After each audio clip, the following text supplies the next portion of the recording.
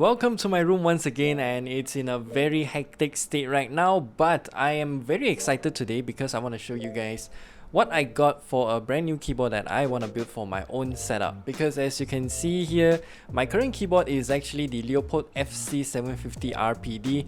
I've been using it for like 3-4 years, somewhere around there. The keyboard is actually still doing good, it's just that the Cherry MX silent red switches are a bit scratchy nowadays. Yeah, I've been using the keyboard for so long without relubing or anything like that because, you know, those keys are soldered, which is why I bought this new set here. So I got a total of 3 different things. This is the Keychron Q3 TKL navy blue color with the knob because I want to try something new, so might as well just go with the Keychron Q3, right? And then as for the keycaps, I got the AKKO Macaw ASA profile keycaps. I got this quite a long time ago, and at that time I got it because AKKO posted on Facebook saying that they are gonna go out of stock already and it's already at the end of life for this keycap, and I really like the color, so I bought it then and waited until now to actually use it. And as for the switches, I've opted for something that's very niche, which is the Kailh deep sea switch. Now, I did realize that there is a difference between the one that I bought here and the one that we reviewed like a few months ago. So the one that I bought is actually having a opaque white stem, whereby the one that we reviewed actually had clear transparent stem.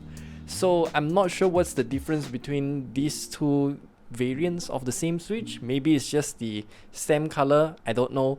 But yeah, I really like the switch. It's very muted, and I also wonder how the keyboard will actually sound since the Keychron Q3 is also having a gasket mount, so that would dampen the sound even further, I suppose. I don't know. I've watched a few reviews on YouTube about the Keychron Q3, and a lot of them say that they want to do the force brick mod and also the, what's that again, the tape mod for the PCB as well. So I might do that, but for today I'm just gonna assemble everything and then give you a sound test at the end of this video.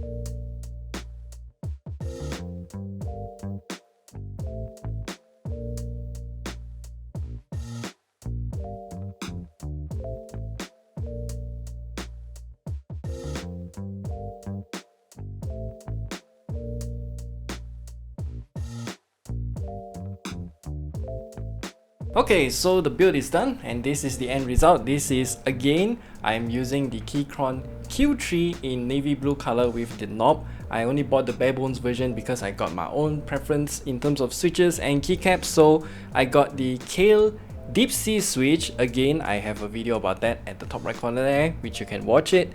And yeah, I also got the AKKO Macaw switches in ASA profile. I really like how this keyboard looks, and after assembling the entire keyboard, it looks better than how I initially imagined it to be. The blue color obviously doesn't match, but I think it just offers a little more accent, or you know, just kind of variation in terms of the blueness of the keyboard. I mean, if I'm gonna post this video on Monday, then it's gonna be Monday blues, right? Yeah, I think I'm gonna do that. And also the Macaw key caps with the yellow accents look amazing here. So yeah, I really do like the accent. And as for Keychron, if you're watching this video, I don't know why you're putting in so much loop for the stabilizers, especially the spacebar. I just don't feel the bounce back of the keycap at all because of the loop holding it down. But overall, I really like how this keyboard looks, and yeah, this is my new keyboard. I'm gonna daily drive it. Will I mod it in the future? Maybe. We'll see. I will make an update video if I ever mod this keyboard. So that's it. That's a really quick video about me building a keyboard alone on a Saturday afternoon. So yeah, we'll see you guys in the next video. And oh, here's the promised typing test. I will compare it against the Leopold FC750R PD that I was using for the past few years. This is the keyboard itself. Yeah, here you go.